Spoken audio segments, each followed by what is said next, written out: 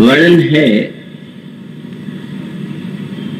महाराज श्री जनक के द्वार पर श्री राम अश्व पर, घोड़े पर आसीन होकर के जा रहे हैं।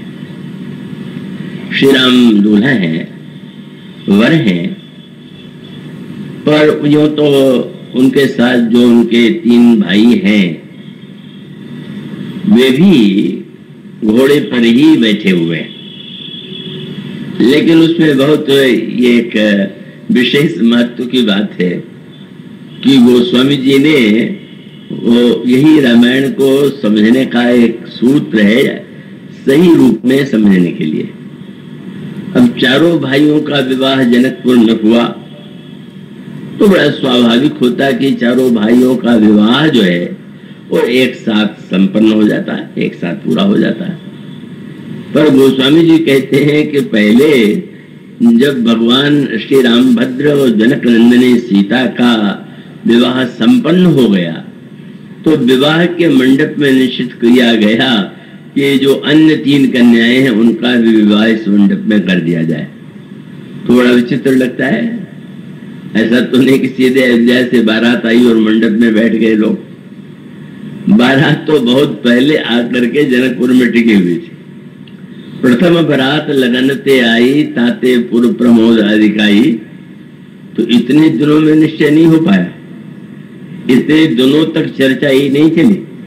और बड़ी मीठी बात यह है कि ये चर्चा चारों ओर नगर में फैली हुई थी और स्त्रियां तो भगवान से यही प्रार्थना कर रही थी कि वो जनक नंदिनी सीता और राम का विवाह तो हो रहा है, पर महाराज दशरथ के साथ 3 पुत्र और हैं, 2 यहाँ पर ही थे, 2 और आए हुए हैं, तो कितना अच्छा हो कि व्यायहु चार्यहु भाई यही पुर हम सुमंगल गावे, चारों भाइयों का विवाह हो जाए। मानो सारे नगर में यह इच्छा थी कि चारों भाइयों का विवाह हो, लेकिन यहीं पर गोस्वामी जी का उद्देश्य सामने आता है।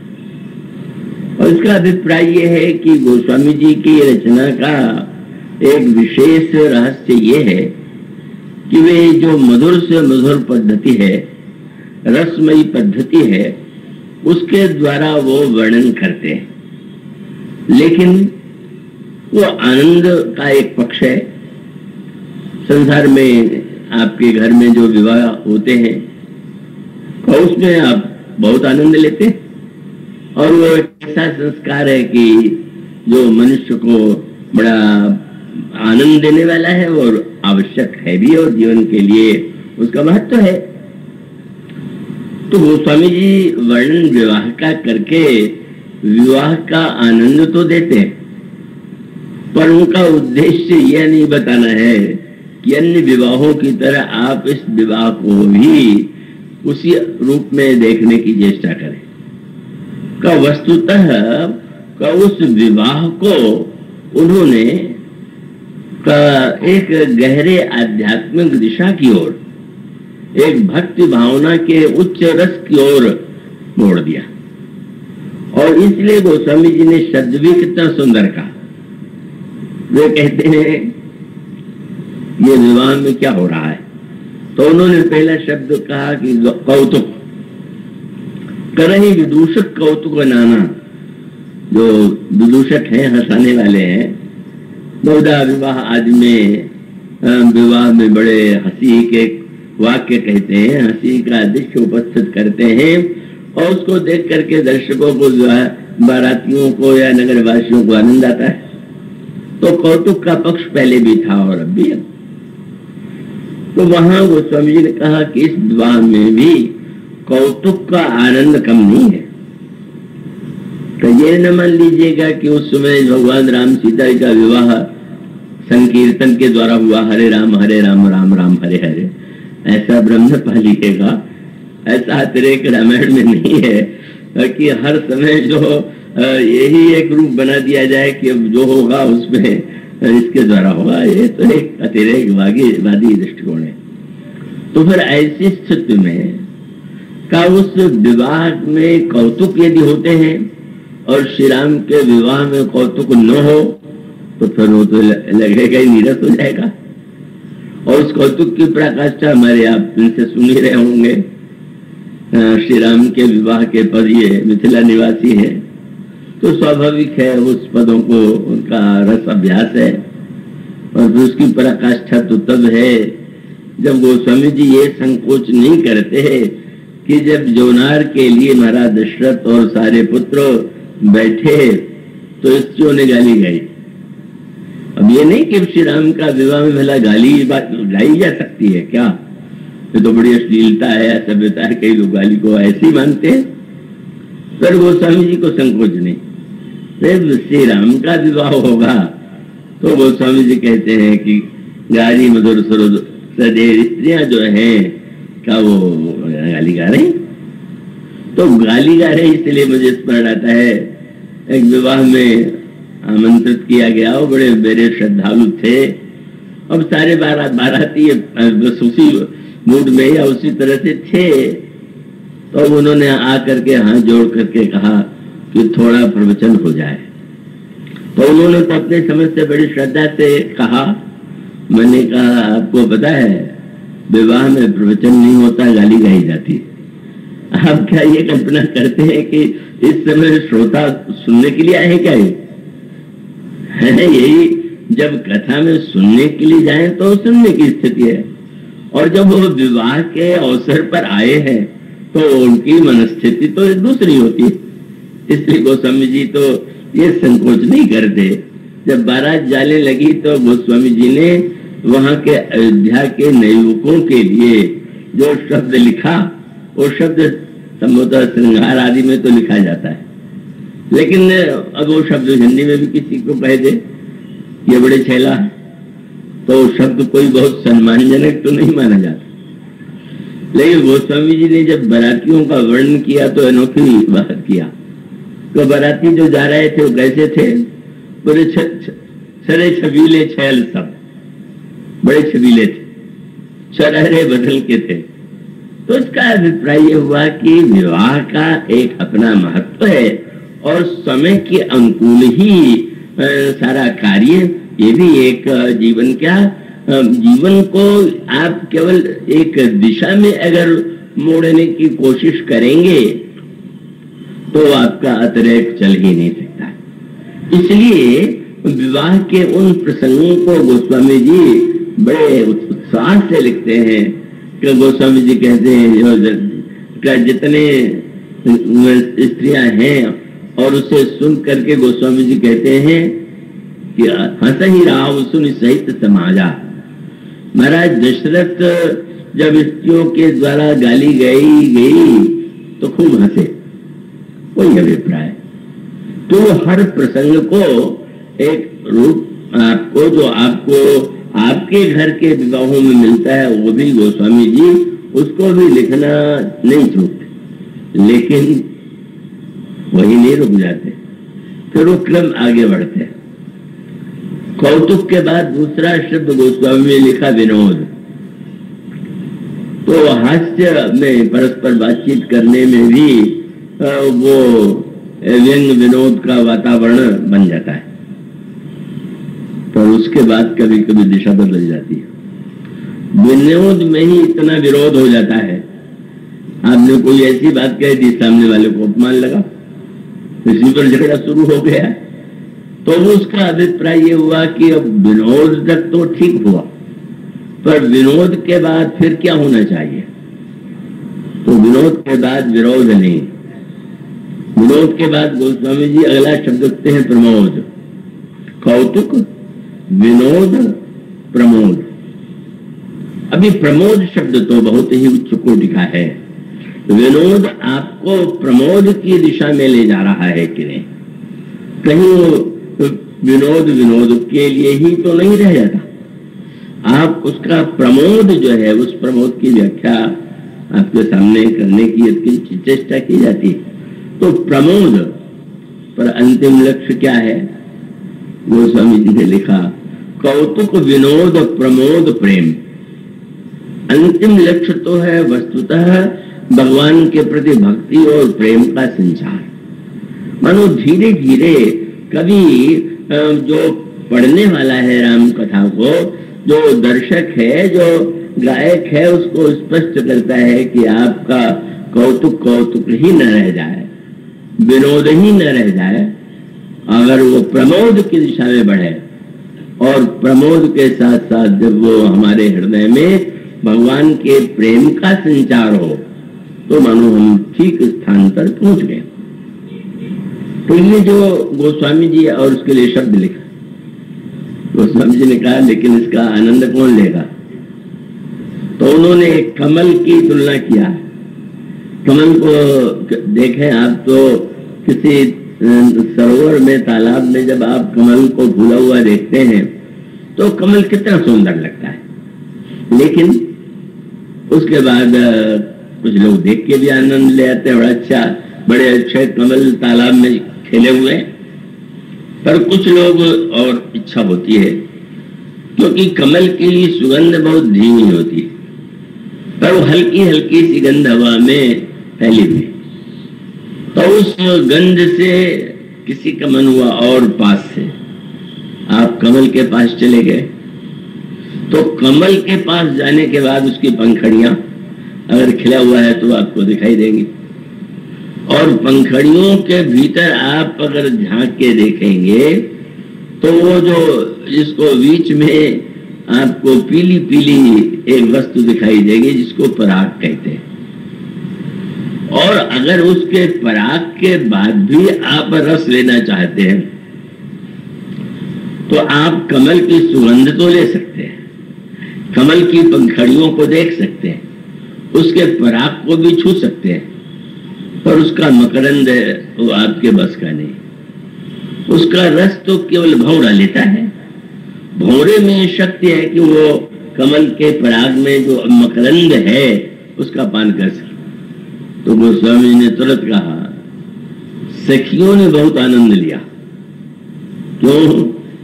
यहाँ पर साहित्य का प्रयोग हुआ है कि अली जो है भ्रमर को भी कहते हैं और अली सखियों को भी कहते हैं।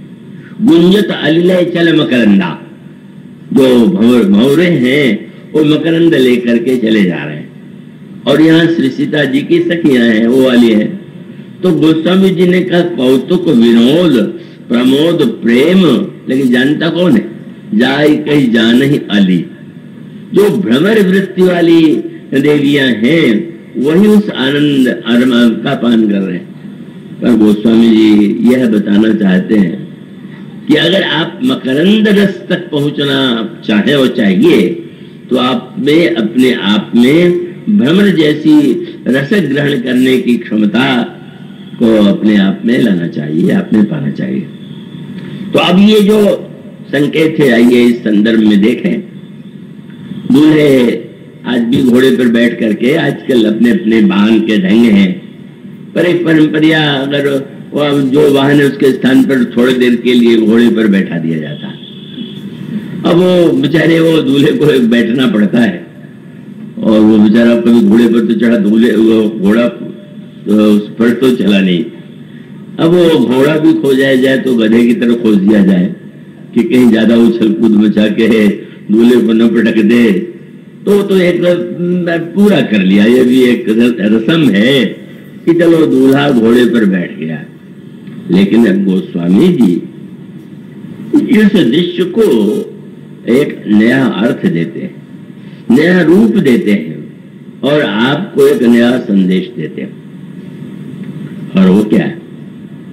गोस्वामी जी का संकेत यह था, उन्होंने घोड़ों को जिस रूप में प्रस्तुत किया, और मैंने जैसा कहा था कि उन्होंने ये कह सकते थे अगर चारों का विवाह पहले निश्चित हो गया होता तो ये कहते हैं कि 4 वर जो हैं जा रहे हैं घोड़े बैठ के, दूल्हे को वर कहते हैं।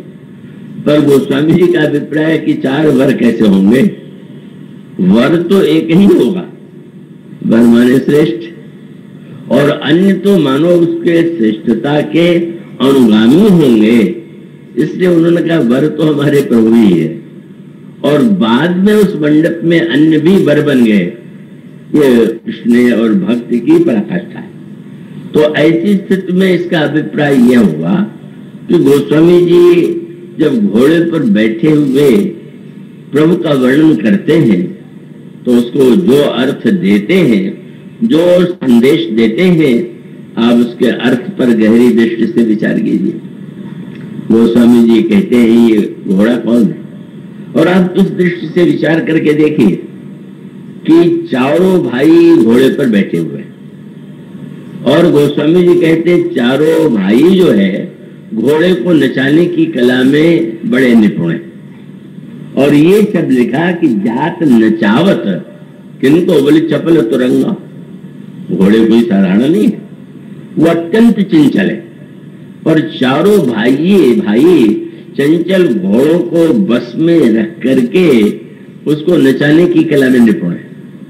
आप इस शब्दों पर ध्यान दीजिए, और ये मत भूलिए कि भगवान श्री राम तो हैं ही, चारों भाई ही घुड़सवार है, और श्री राम के साथ साथ भरत जी को तो घुड़सवारी की कला का महान पंडित माना जाता था, और सारे घोड़ों का जो प्रबंध था वो श्री भरत के हाथ में था। आप पढ़ेंगे कि जब बारात जाने के लिए तैयारी होने लगी तो रथ, हाथी और सबको तो ले ही जाना था, पर घोड़ों को भी ले जाना चाहता था। तो आप क्या पढ़ते हैं, महाराज श्री दशरथ ने भरत जी की ओर देखा, भाई घोड़े का कार्य तो तुम्ही को सौंपा जाता है, और तब भरत जी ने भरत सकल साहनी बुलाए, जो घुड़साल के संचालक थे का उनको बुलवाया, और बुलवा करके उनको आदेश दिया कि आप इन घोड़ों को इस संख्या में ले चलेंगे, उन घोड़ों को कैसे सजाया जाएगा, किस घोड़े पर कौन बैठेगा। तो श्री भरत जो हैं वो भी अश्व कला के, और इसीलिए चित्रकूट की यात्रा में भी उनके साथ घोड़े चल रहे थे। और उसका प्रसंग एक अलग प्रसंग है जहां भरत जी चले पैदल, लेकिन घोड़े उनके साथ साथ रखे गए। आइए इस दृष्टि से विचार करें कि गोस्वामी जी का उद्देश्य क्या है। और ये चारों दूल्हा, अभी जो एक ही दूल्हा है, एक ही वर है और 3 हैं, ये चंचल घोड़े पर बैठे हुए हैं और उसको नचाते हुए जा रहे हैं। इसका क्या तात्पर्य, इसका क्या अर्थ है? और तब आप गोस्वामी तुलसीदास जी महाराज के साहित्य को जब पढ़ेंगे तो उन्होंने सारी वस्तुओं का वर्णन जो किया वो केवल बाहरी अर्थों में नहीं किया, उसको उन्होंने एक नया अर्थ दे करके उसके द्वारा आपको एक नया संदेश दिया। इसलिए आप देखेंगे कि रामायण में, विनय पत्रिका में ये जितने व्यक्ति और जितने पशु और पक्षी हैं का वो केवल पशु पक्षी ही नहीं का, उस पशु और पक्षी को एक माध्यम बना करके गोस्वामी जी अपनी बात रखते हैं। अब रामायण चातक का वर्णन तो इतने विस्तार से किया और इतना अद्भुत किया कि वो पूछने लगते हैं आपने चातक को देखा है? वो चातक कहाँ मिलेगा? और तब मैं कहता हूँ तो चातक जो है तुलसीदास जी के दोहावली रामायण के वृक्ष पर मिले और आपको ढूंढने पर नहीं मिलेगा। जैसा वर्णन उन्होंने किया है वो वैसा चातक है ये बात नहीं। या दूध पानी को अलग करने वाला हंस खोज डालिए तो नहीं मिलेगा, और मोती को चुभने वाला हंस तो और भी नहीं मिलेगा। तो मानो हमारी आध्यात्मिक परंपरा ये रही है कि पशु पक्षियों के द्वारा भी बात जो थी वो हमें समझाने की कोशिश की जाती थी। जब उन्होंने चातक को प्रेम का प्रतीक बना डाला, हंस को विवेक का अर्थ दे दिया, तो उसका अर्थ यह है कि वो पक्षी जो है वो तो केवल एक निमित्त है, और उसके गुण स्वभाव को गोस्वामी जी ने मनुष्य को प्रेरणा देने के लिए एक नया रूप दिया। अब उस संदर्भ में पशुओं के बारे में भी आप देखिए तो जहां भी रामायण में पशुओं का वर्णन है, चाहे भगवान श्री राम ने धर्म रथ में पशुओं का वर्णन किया हो, जब विभीषण को संदेह हुआ रावण रथी विरथ रघुवीरा देख विभीषण भयउ अधीरा, क्या हो, अधिक प्रीति मन भा संदेहा, मन चरण कह से स्नेहा, नाथ न रथ नहीं तन पद त्राणा, कई विधि जितव वीर बलवाना।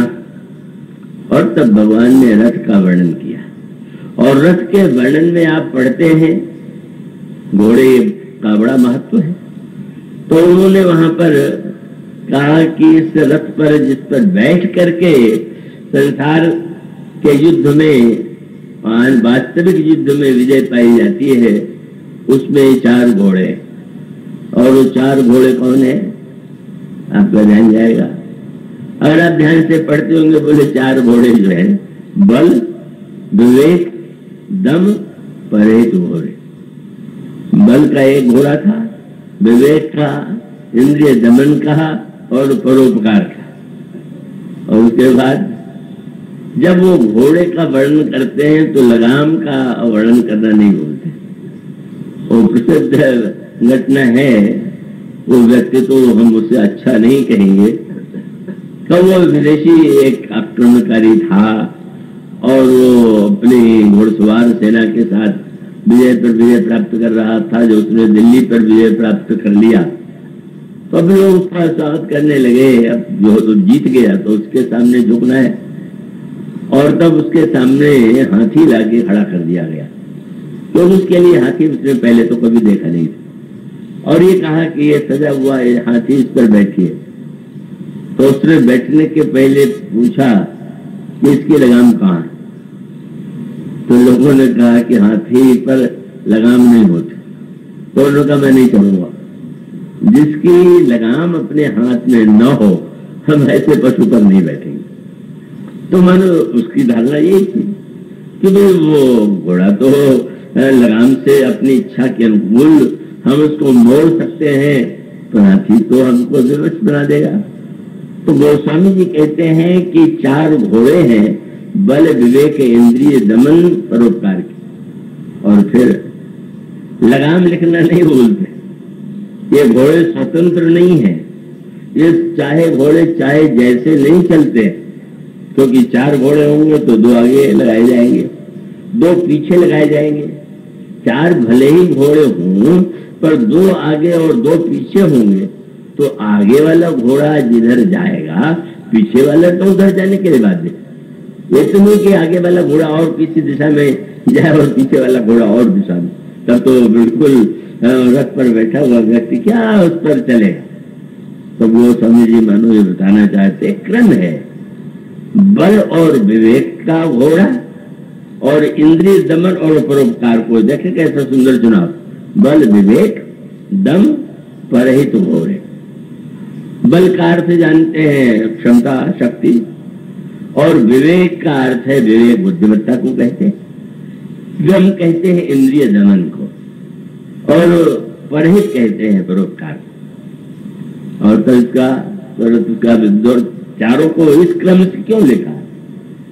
धर्म रथ में जोड़ने के लिए इंद्रिय दमन और परोपकार के घोड़ों को आगे कर दो, और इंद्रिय दमन के घोड़े के पीछे विवेक का घोड़ा खड़ा कर दो, और उस बल के घोड़े के जहां तक इंद्रिय परोपकार के घोड़े के पीछे बल का घोड़ा। बड़ी सरलता से समझ लेना चाहिए कि भाई हमारा बल जिधर ले जाए हम उधर चले जाए, या हम अपने विवेक के नाम पर, हमारा विवेक यही कहता है हमारा, हम अपने विवेक के अनुकूल व्यवहार करेंगे। नहीं, आप अपने विवेक के द्वारा का विश्वास प्रकट करते हैं बुराई पर नियंत्रण का, कि आप बुराई के समर्थन का। इसलिए आपके विवेक का घोड़ा इंद्रिय दमन के घोड़े के पीछे ही रहना चाहिए। जिधर इंद्रिय दमन हो उधर आपका विवेक उसका समर्थन करे। और इसी प्रकार से परहित के घोड़े के पीछे बल का घोड़ा। और सीधा सा तात्पर्य है कि बल तो मनुष्य को मतवाला बना देता है, इसलिए जब आप उसको परहित के पीछे लगा दें तो इसका अर्थ है आपके बल का प्रयोग परहित के लिए ही होना चाहिए। तो मानो पशुओं को एक माध्यम बना के भी 4 घोड़े हैं तो 4 उनके अर्थ और चारों का संकेत तो हमारे लिए महत्व ये दिखाई देने वालों घोड़े का नहीं है, घोड़े तो समझाने का माध्यम है। और इसी प्रकार से जब 4 घोड़ों का वर्णन किया गया तो 4 घोड़े के बाद फिर लगाम, क्योंकि घोड़े पर लगाम होगी तो घोड़ा आप जो है उसको बस में रखने में सक्षम होगा।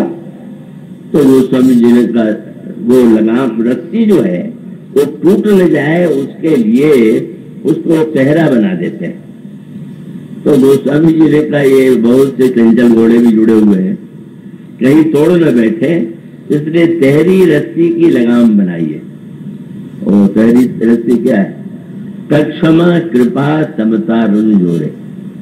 क्षमा कृपा और समता इनको बढ़ लीजिए और तब इन घोड़ों पर आप नियंत्रण कर। कितने सावधान है, पहले घोड़े समझ लीजिए, घोड़े पर लगाम समझ लीजिए, पर लगाम तो सारथी के हाथ में होगी। तो वो क्योंकि अब सारथी जिधर अगर लगाम है और उसके हाथ में घोड़े हैं तो जिधर जाए चाहेगा वो लेकर के चलेगा। तो आप कथा जानते ही हैं महाभारत की शल्य और कर्ण के युद्ध की। शल्य एक महाभारत का ऐसा पात्र है कि जिसकी धर्म बुद्धि बड़ी अटपटी थी, और उसी की क्या महाभारत काल के जितने बड़े व्यक्ति कहलाते थे सबकी बुद्धि इसी प्रकार से धर्म की व्याख्या करने में सक्षम नहीं थी। इसीलिए वर्णन आता है कि जब सरसैया पर भीष्म पितामह पड़े हुए थे तो भगवान कृष्ण ने कहा युधिष्ठिर जी से कि महाराज इस समय महानतम हमारे देश का सूर्य अस्त होने जा रहा है, चल करके उससे शिक्षा प्राप्त करनी चाहिए। तो सारे पांडव और द्रौपदी और अन्य अनेक वहां पर पहुंचे, और जब धर्म के विषय में प्रश्न किया गया तो भीष्म जो है बड़े विस्तार से धर्म की व्याख्या करने लगे, और अचानक उनको जोर से हंसी सुनाई पड़ी खिलखिलाने की। हम कोई अवसर पर हंस पड़े तो बात और है, पर अचानक हंस पड़े तो उन्होंने देखा कौन हंस रहा, तो दिखाई पड़ा कि द्रौपदी हंस रही है। द्रौपदी अपनी हंसी को रोक नहीं पाती, ये उसकी समस्या है। तो पितामह उपदेश दे रहे तो भी हंस पड़ी, और तब उन्होंने पूछा पुत्री तुमको हंसी क्यों आ गई?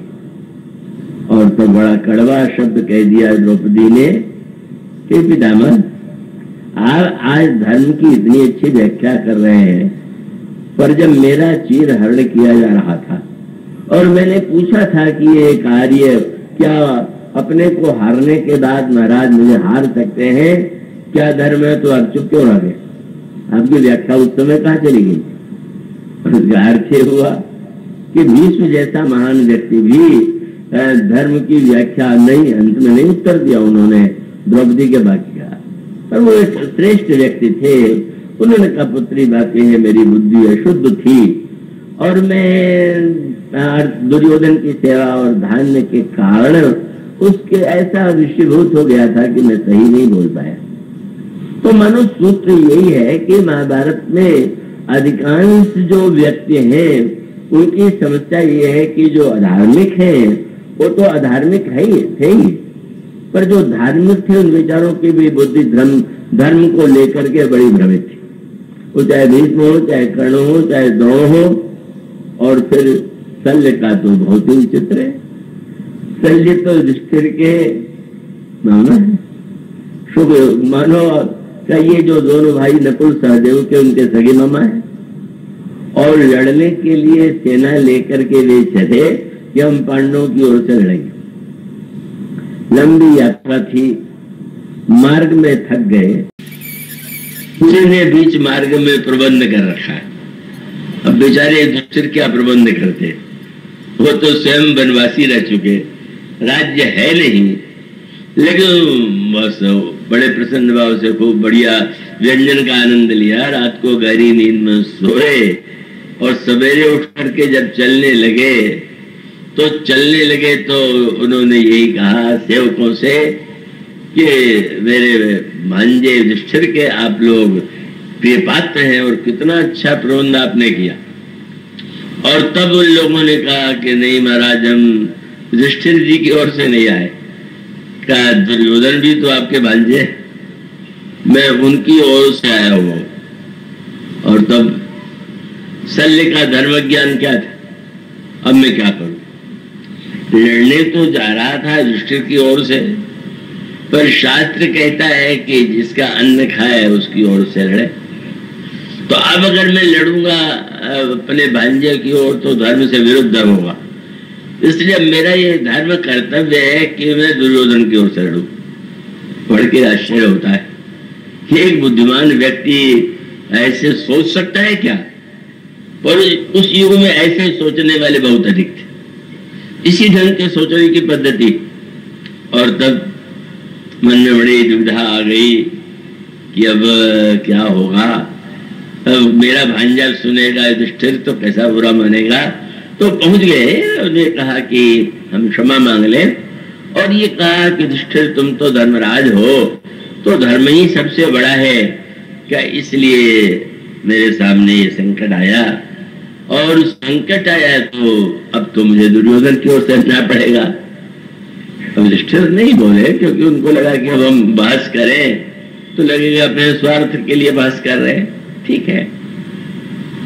और तब अब स्वयं तो मन में ग्लानि हो रही थे, लेके तो कुछ तुम भी तो मांग लो। तो उन्होंने कहा मामा आपके बस कृपा बहुत है, पर वो जो वास्तविक युद्ध का सूत्रधार है भगवान कृष्ण मुस्कुराए और उन्होंने कहा युधिष्ठिर अगर मामा से नहीं मांगोगे तो ये समझेंगे कि तुम नाराज हो, तो वह मुझसे शल्य नाराज है, इसलिए आपको मांग लेना चाहिए। युधिष्ठिर ने कहा कि महाराज मुझे तो समझ नहीं आता नहीं। तो भगवान कृष्ण ने कहा कि मामा कहिए तो इनकी ओर से मैं मांग लूं। ठीक है, आप ही मांग दीजिए।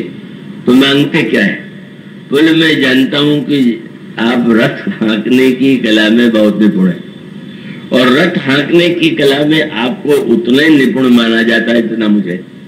लोग मानते हैं जैसा कृष्ण रथ हाँकते हैं उसी प्रकार से महाराज शल्य भी रथ चलाते हैं, और कर्ण महान योद्धा है, और निश्चित रूप से लड़ने के लिए वो मेरे समान सारथी की खोज करेगा।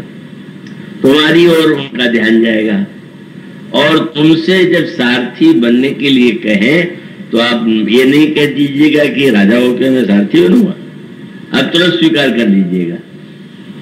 तो महाराज ये आपका क्या उद्देश्य है? बस सारथी बन तो जाइएगा, पर रथ हाँकते समय कर्ण से जब आपकी बातचीत हो तो ऐसी बातचीत करिएगा कि क्रोध आ जाए कर्ण को, और वो इतना तमतमाया जाए कि उसको अस्त्र शस्त्र भी भूल जाए, और उसकी गति एक चंचल हो जाए। ये वरदान दीजिए। अच्छा, आपके वरदान मैंने दिया, क्या अनोखा धर्म था। अन्न खा लिया तो लड़ेंगे दुर्योधन की ओर से, और वरदान दे दिया तो कर्ण को हराने के लिए, कर्ण के लिए ऐसा कार्य करेंगे। कैसा दुविधाग्रस्त वह युग होगा, कैसी विडंबना थी। दोनों ओर उसको धर्म दिखाई दे रहा है। अब मैंने जब कह दिया था मांग लो, तो जो मांग रहे मुझे देना चाहिए, और जैसा चाहते थे वैसा ही हुआ।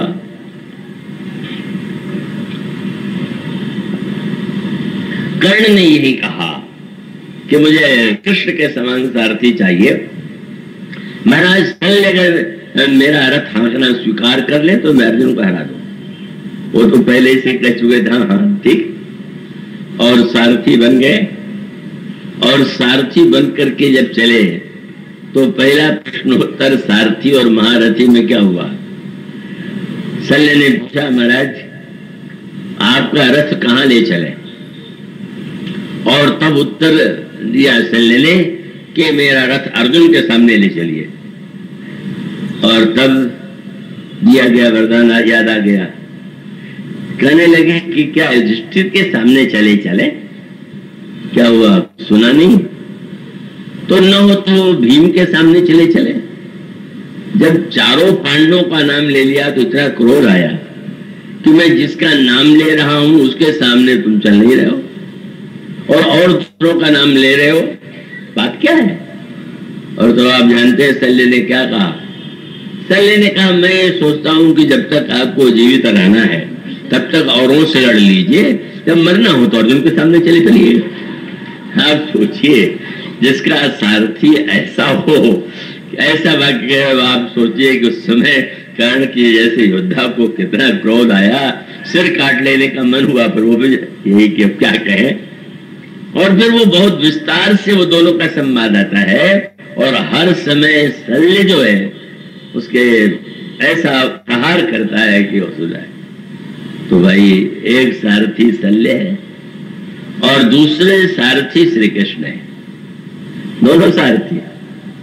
पर दोनों सारथियों में क्या अंतर है? एक सारथी शक्तिशाली को भी शक्तिहीन बनाना चाहता है और दूसरा सारथी, अर्जुन व्याकुल हो गया, मैं कैसे लड़ूं, ये हमारे समक्ष जो हैं वो तो वंदनीय है, पूज्य है। और यह सारथी कैसा था? ये नहीं कि कहते कि हाँ तुमसे कहते हो, क्योंकि सारथी पर भी लोग बाण चलाते थे, लेकिन भगवान ने वो सारथी जो अर्जुन को कर्ण को कायर बना रहा, और वह सारथी जैसे अर्जुन से कहा, अर्जुन तुम क्लीब बनना चाहते हो, क्लैब्यम मास्गम पार्थ नैतत्वपद्यते क्षुद्रम हृदय दौर्बल्यम त्यक्तो तिष्ठ परंतप। कैसी आचरण की बात कह रहे हो? तुम योद्धा हो, तुम शत्रुओं को पराजित करो, तुमको शोभा नहीं देता। मानो सूत्र ये है कि महत्व तो सबसे अधिक सारथी का। तो शल्य जैसा सारथी अगर जीवन में आ जाए और उसी को आप अपने जीवन की बागडोर सौंप दे, अधिकांश लोगों के जीवन में शल्य ही सारथी के रूप में बैठा हुआ है। और अच्छे गुण होने पर भी अगर शल्य सारथी होगा तो निश्चित रूप से आपके लिए घातक होगा। और इसीलिए मैं कभी कभी सोचा करता हूं, आपके सामने भी ये बात कही गई कि अगर त्रेता द्वापर युग में भी धर्म की वही व्याख्या होती जो शल्य ने किया था, तो फिर रावण की वाटिका का फल खाने के बाद हनुमान जी को सोचना पड़ता कि अब तो रावण का फल खा लिया, तो अब तो रावण की ओर से लड़ेंगे। तो ऐसे धर्मात्मा नहीं थे हनुमान जी, तो जिसको ज्ञात ही नहीं हो कि धर्म का वास्तविक अर्थ क्या है, तात्पर्य क्या है। तो अब गोस्वामी जी भगवान राम ने कहा, विभीषण रथ बढ़िया हो, घोड़े बहुत अच्छे, लगाम बहुत अच्छी, लेकिन अगर सारथी अच्छा नहीं है तो भगवान ने कह दिया कि अंत में सारथी को चुनना सबसे महत्वपूर्ण है। और वो क्या है? बोले ईश भजन सारथी सुजाना। सुजान जो ईश्वर भजन है वही सारथी बने। मानो हम भगवान के हाथों में अपने मन बुद्धि के बागडोर सौंप दें और निवेदन करें कि आप इस रथ को सही दिशा में ले चलें। तो इसका अभिप्राय कि एक ही घोड़े, रथ, लगाम और सारथी के रूप में कितनी बातें प्रभु ने हमारे सामने कही। और दूसरी ओर आप पढ़ते हैं, प्रताप भानु सूर्य के समान जिसका प्रकाश था, जो इतना तेजस्वी था, इतना धर्मात्मा था कि पढ़ करके लगता है कि वो तो उसका आचरण तो श्री राम के आचरण से मिलता जुलता है। पर वही प्रताप भानु अगले जन्म में निशाचर बन गया, जिसका नाम प्रताप भानु था, जिसका प्रताप सूर्य के समान था, का वही व्यक्ति जो है अंधकार में निशाचर के रूप में जन्म लेता है। क्यों? और वहां पर भी एक पशु ही कारण है। ये पशुओं को गोस्वामी जी ने बहुत अर्थ दे करके आपको संदेश दिया। क्या? संसार को जीत लिया, विंध्याचल में शिकार खेलने गया, और जब वो बड़े दिन भर शिकार खेल के लौट रहा था का उसी समय एक शूकर दिखाई पड़ा। और इतना विशाल सूकर था, उसके दांत इतने चमकीले थे कि प्रतापभान को लगा कि ऐसा सूकर तो पहले कभी नहीं देखा। अगर इसको हम आखेट के रूप में परिणत कर दें तो बहुत बड़ा कार्य होगा। उसने बाण चलाया, पर वो बाण जो है नहीं लगा उस शूकर को, और शूकर भागा। पर अब राजा को लगा कि क्रोध आ गया, क्योंकि अभी तक तो वाह वाह महाराज क्या निशाना है आपके, क्या लक्ष्य है, ऐसी होती तैयारी। अब जब बाण चूक गया तो प्रशंसा कौन करे। और तब गोस्वामी जी ने कहा प्रतापबान को क्रोध आ गया, करी छल सुअर शरीर बचावा। और तब गोस्वामी जी कहते हैं कोप बस क्रोध के कारण ऋष बस भूप चले उस संग लागा, नहीं हम इसको तो मारेंगे ही।